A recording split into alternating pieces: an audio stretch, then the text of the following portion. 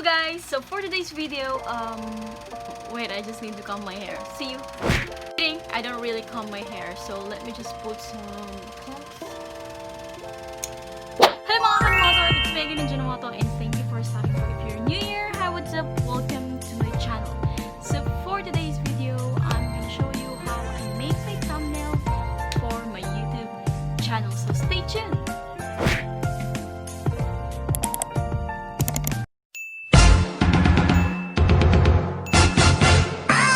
Before we dig into that, please don't forget to like, subscribe, and click the bell button so you will get notified whenever I post another videos. So let's go!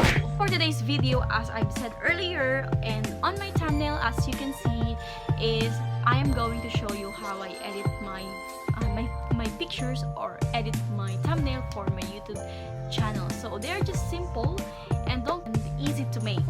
So first is you need some apps.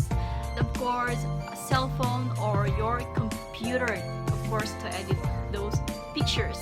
We need also your editing skills. As for me, I only make simple thumbnails because actually I wanted it to be minimalist. Like, I wanted to be consistent in making my thumbnails. So mine is not really creative because it's just simple. But past days, I have also wanted to be creative. I wanted it to back then I only use white font, so I decided that maybe I'm gonna also put another color, just add some colors to it. So yes, so I'm just gonna screen record what I will do now. Okay, so please continue watching this video. Thank you. So guys, kailangan nyo ng apps.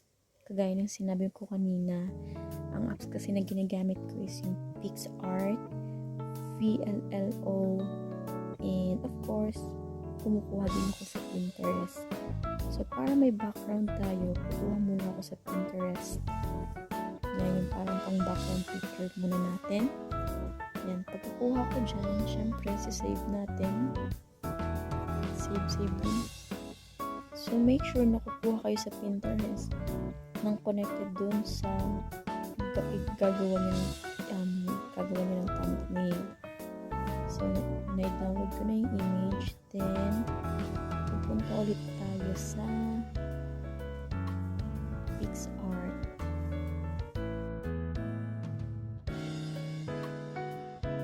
So, once na-save mo na yung picture, punta ka na ulit sa Pinterest and i-blur mo yung picture na nakuha mo para ang background niya. Then, yan. Blur ko siya para mas makita yung next na picture. So, yung picture niya na inad ko, cut out ko siya. Madali lang naman yung pag-cut out. Ganyan. Then, kung may na-erase na kaunti, erase ko mo lang. Then, kung may nasobra naman, i-erase ko.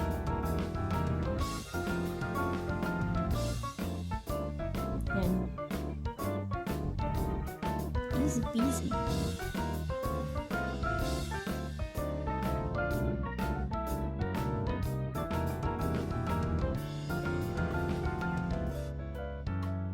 So, next, syempre save mo siya doon.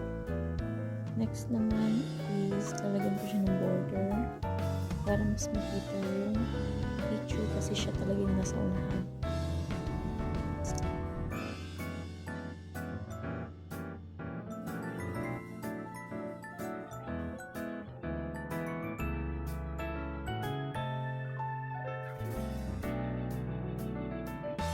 Kulang yung picture na nilagay ko kasi isa lang siya.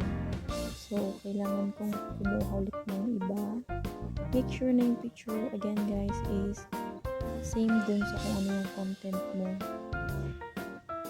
Ganyan. So, yung content kasi yung thumbnail ko is more on like, for example, if IG stories or fashion, something like that. So, kumuha ulit ako, then cut out mo ulit. Kinatout ko ulit siya. Yan. May minsan kasi, pag kinatout mo is parang mukha naman na siyang okay. So, no need naman to erase everything. Then, lagyan mo ulit ng border. Easy lang. Then, another one, cut out.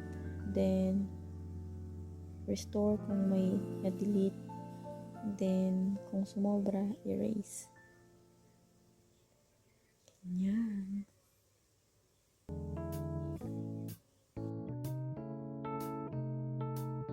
So, once okay na yung picture, pupunta tayo sa InShot. Sa InShot ko naman, in-edit yung font. Hindi ko nakuha yung font niya. So, yan. Don't worry, ilalagay ko na lang yung apps mismo doon sa description box. So, please check na lang, guys. So, yung bagong font ko ngayon is 2. Para kasi mas hindi boring tignan yung font. So, 2 yung ginagamit kong font. And I make sure na parehas din. Kung ano yung kulay sa background is ganun din yung kulay ng font. So, para hindi rin kumasakit sa mata. So, ganyan. How to post for your IG stories. Charot-charot na lang. Ganyan.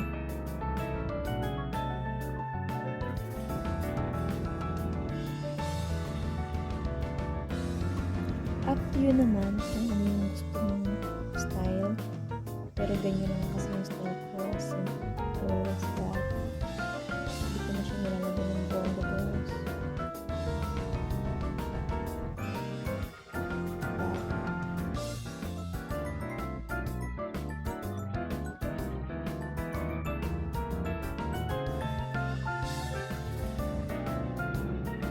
So that's it, guys.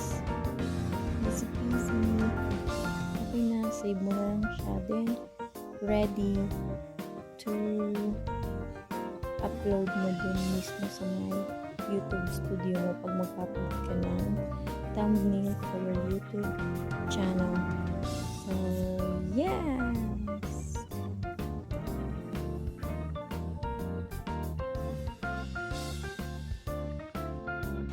So hello guys, it's me again. So really appreciate you watching this video. Please don't forget to like, subscribe, and click the bell button so you will get notified whenever I posted another video. Thank you so much. Goodbye. Gracias. Adios.